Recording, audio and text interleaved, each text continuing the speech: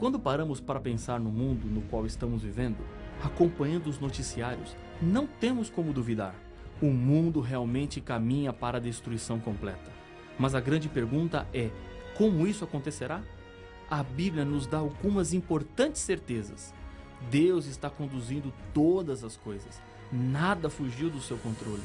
Estamos vivendo nos últimos dias, nos momentos finais da história deste mundo.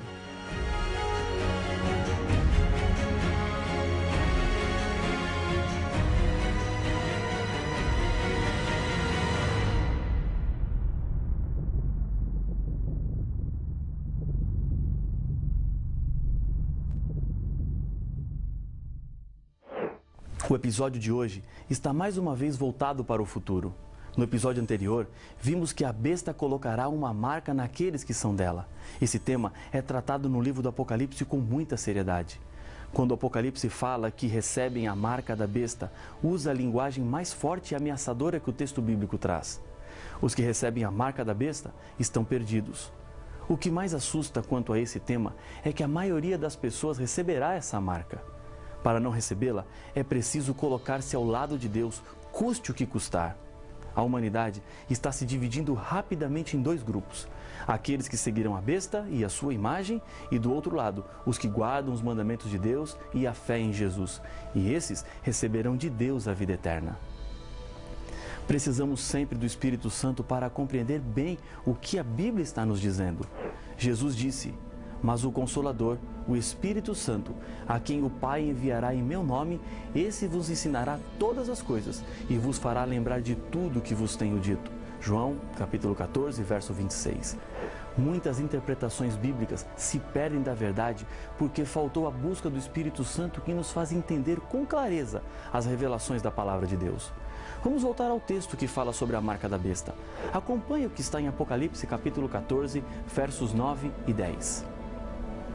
Se alguém adora a besta e a sua imagem e recebe a sua marca na fronte ou sobre a mão, também esse beberá do vinho da cólera de Deus, preparado, sem mistura, do cálice da sua ira, e será atormentado com fogo e enxofre, diante dos santos anjos e na presença do Cordeiro.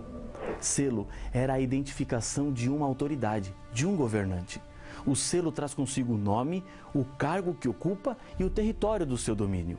No selo de Deus está a sua vontade em salvar os seres humanos.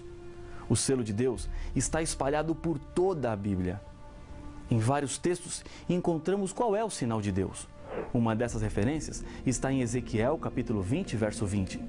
"Santificai os meus sábados, pois servirão de sinal entre mim e vós, para que saibais que eu sou o Senhor vosso Deus." Talvez alguém possa dizer assim: esse verso estava se referindo apenas ao povo de Israel. Nós que estamos na Era da Graça, vivemos em outro tempo. Se você analisar o texto sem preconceitos, descobrirá que em toda a história humana, Deus sempre teve o seu povo. O que identifica o povo de Deus é um sinal entre ele e o seu povo. E a Bíblia diz que este sinal é o sábado. Deus não está se referindo a Israel apenas no texto de Ezequiel, mas está falando a toda a humanidade. Deus não está falando de um tempo específico, mas de todos os tempos. Na criação, Deus estabeleceu o sábado como um dia de bênção, descanso e santificação. O sábado foi feito para a humanidade e não para um povo específico em um tempo específico. Antes mesmo do pecado aparecer, Deus já havia criado o sábado. Em nenhuma parte da Bíblia você encontrará que o sábado deixou de ser o sinal de Deus. Um grande erro do cristianismo dos nossos dias é pensar que, como Israel foi rejeitado e substituído pela igreja cristã, com essa rejeição, o sábado então também foi incluído. Isso também não está escrito na Bíblia. Deus formou a igreja cristã a partir de Israel. Jesus era judeu. A característica que distinguia os judeus dos cristãos era a aceitação de Jesus como Salvador. O sábado continuou como sendo o dia separado por Deus. O remanescente espiritual de Israel é o cristianismo. E isso é comprovado quando o Apocalipse fala dos salvos no céu e diz: "Então ouvi o número dos que foram selados, que era 144.000, de todas as tribos dos filhos de Israel." Apocalipse capítulo 7, verso 4. Vamos avançar um pouco mais nessas importantes considerações. Sendo que o anticristo se coloca no lugar de Cristo e se opõe a ele, é lógico supor que a marca ou o sinal do anticristo seja o oposto do sinal de Cristo, ou uma substituição. Em Daniel, a Bíblia nos diz que o chifre pequeno, símbolo do anticristo, proferirá palavras contra o Altíssimo, magoará os santos do Altíssimo e cuidará em mudar os tempos e a lei. E os santos lhe serão entregues nas mãos por um tempo, 2 tempos e metade de um tempo. Daniel capítulo 7, verso 25. O anticristo, ou o poder perseguidor, segundo Daniel, cuidará em mudar os tempos e as leis. No estudo 11 deste seminário, entendemos que a mudança do sábado para o domingo aconteceu contra a vontade de Deus. A observância do domingo é uma marca da falsa autoridade de Roma. Outra alteração romana feita na lei de Deus foi tirar do catecismo um mandamento que proíbe adorar ou venerar imagens, como está escrito em Êxodo capítulo 20, verso 4 a 6. Em toda a Bíblia, Deus é muito claro em proibir e dizer que não aceita que o adorem por meio de imagens. A lei de Deus, infelizmente, foi mudada para enganar as pessoas e, com isso, elas estão correndo um grande perigo. Outra expressão importante no texto de Daniel é a contagem, 1 tempo, 2 tempos e metade de um tempo. No Apocalipse, esse período equivale a 42 meses, ou seja, 1.260 dias proféticos, que significam 1.260 anos. Daniel fala do mesmo poder perseguidor que aparece em Apocalipse capítulo 13, a primeira besta. Essa primeira besta é um poder político, religioso, que profere blasfêmias contra Deus. Depois de 1.260 anos de supremacia, é golpeada como de morte. Nessa época, aparece uma outra besta. Apocalipse 13:11 nos revela: Vi ainda outra besta emergir da terra. Possuía 2 chifres, parecendo cordeiro, mas falava como dragão. Todas as características da segunda besta assinaladas na profecia se cumprem com o surgimento dos Estados Unidos da América. Surgiram como nação em 1776, em um território não habitado por outra nação civilizada. Segundo a profecia, surge da terra e não do mar como a primeira besta. Mar, segundo Apocalipse capítulo 17, verso 15, significa lugar povoado, e terra significa um lugar não povoado. Em seu começo, os Estados Unidos falavam como cordeiro, símbolo de seus ideais de liberdade. Porém, chegaria o momento em que a profecia diz que falará como dragão. A segunda besta, representada pelos Estados Unidos, se une à primeira besta e diz o Apocalipse: faz com que a terra e os seus habitantes adorem a primeira besta, cuja ferida mortal fora curada. Apocalipse capítulo 13, verso 12. E lhe foi dado comunicar fôlego à imagem da besta, para que não só a imagem falasse, como ainda fizesse morrer quantos não adorassem a imagem da besta. Apocalipse capítulo 13, verso 15. A profecia bíblica está nos falando de uma união entre 2 bestas, somando forças políticas e religiosas. Isto é uma profecia, e lembre-se que quando a Bíblia fala do futuro, ela nunca erra. As relações entre os Estados Unidos e o Vaticano estão se tornando cada vez mais estreitas. A aproximação iniciada no começo da Primeira Guerra Mundial, quando o presidente Roosevelt enviou a Roma um representante pessoal e o Papa um delegado apostólico para os Estados Unidos.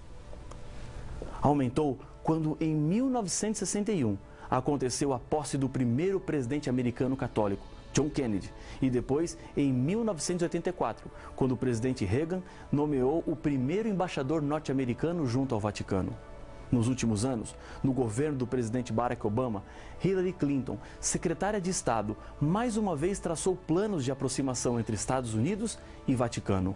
Segundo a profecia bíblica, será através da segunda besta que a adoração será imposta à primeira besta. Ou seja, os Estados Unidos tomarão a iniciativa de obrigar as pessoas a adorarem a imagem da besta, deixando de lado as suas atuais ideias de liberdade religiosa.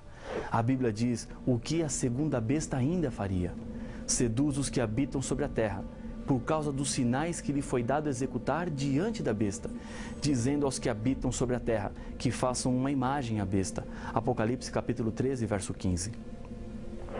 Durante os 42 meses, a primeira besta fazia com que fosse adorada e obedecida através de um sistema de leis repreensivo, através do qual os que não aceitavam a adoração forçada eram perseguidos e mortos. O texto nos diz que será feita uma imagem, ou seja, uma cópia do sistema de leis do passado, para conseguir os mesmos resultados alcançados durante a época da Inquisição.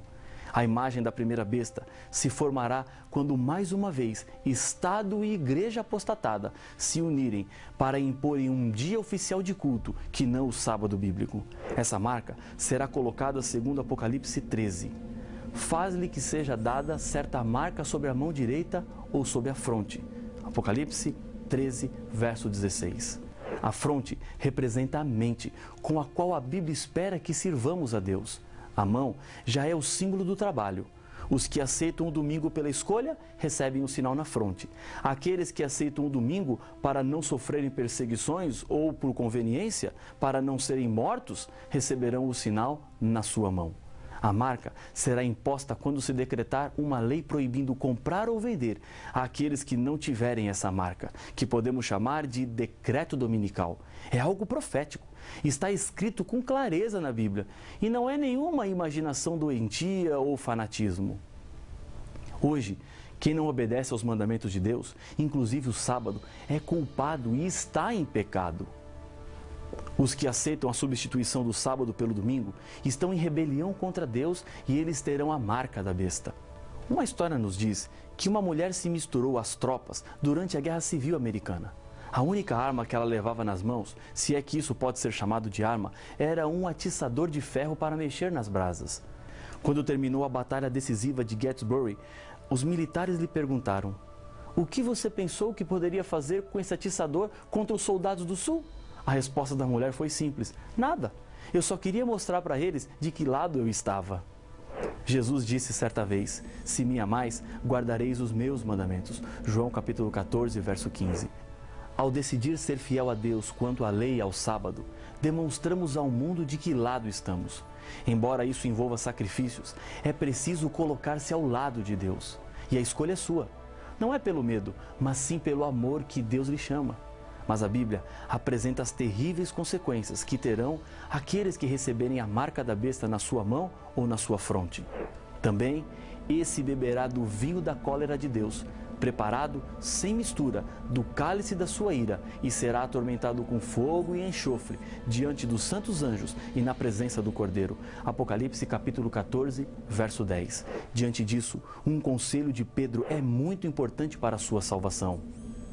Antes, importa obedecer a Deus do que aos homens.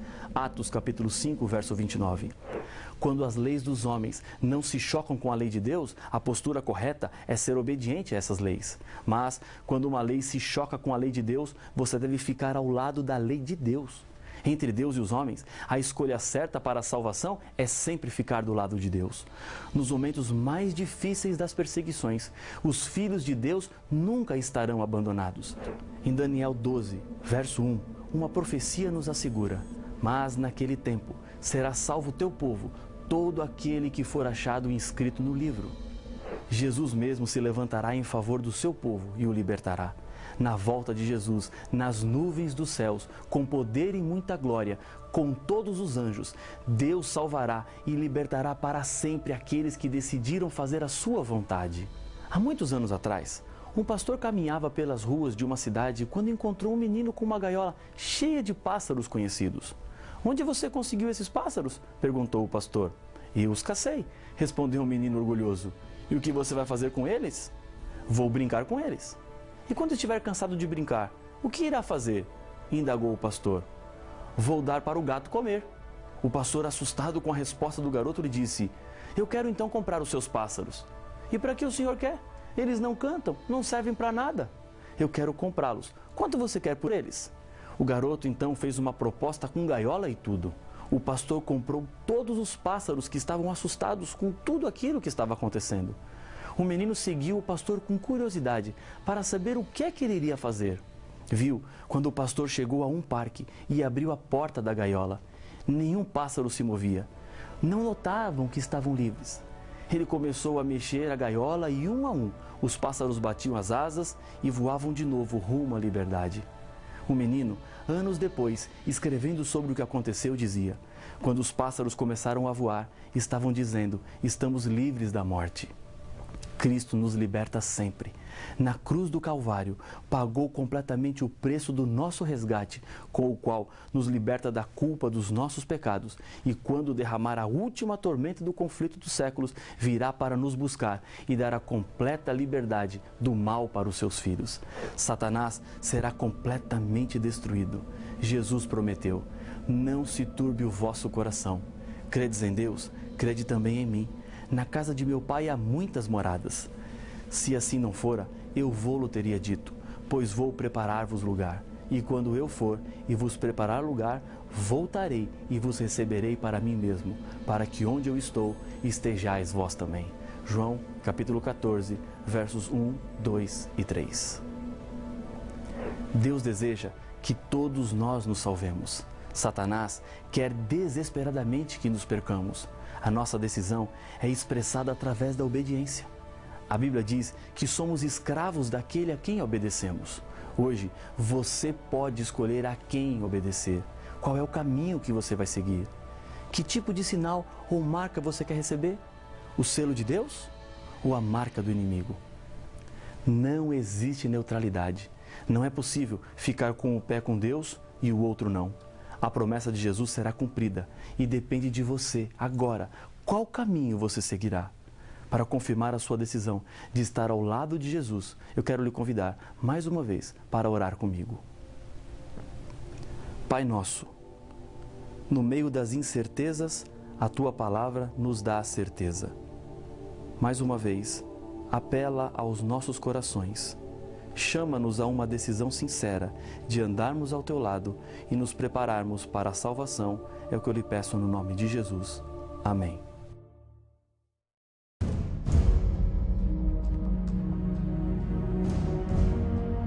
A maior descrição que a Bíblia faz de Deus está em 1 João capítulo 4, verso 8. Deus é amor. O diabo, em sua rebelião, negou essa característica de Deus e o acusou de injusto, dizendo que exigir fidelidade e obediência à lei era falta de amor. Deus é o mesmo. A maneira de Deus agir no passado é a mesma que agirá no futuro. Mas, se Deus exigisse mesmo fidelidade e obediência, isso não seria injusto, como Satanás alega? Como Deus pode ser então um Deus de amor? Para estes e outros enigmas, a resposta está no próximo episódio de Apocalipse, o fim revelado.